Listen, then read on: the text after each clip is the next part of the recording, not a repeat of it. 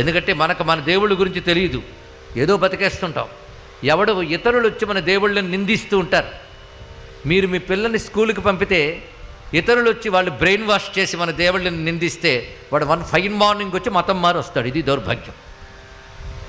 కానీ ఇతర మతాల్లో ఎక్కడా లేనంత భగవజ్ఞానం ఉన్న మతం హిందూ మతం మాత్రమే అని ముందు వాళ్ళకి తెలియజేయాలి. నేను ఇవాళ ప్రళయం గురించి చెప్తుంటే కొంతమంది అర్థం కాని ముఖాలు పెట్టుకున్నారు, నేను గమనించాను. వాళ్ళకి చెప్పేది ఒకటే, అర్థం కానంత జ్ఞానం ఉన్న గొప్ప మతం మనది అని అర్థమైనా చాలు.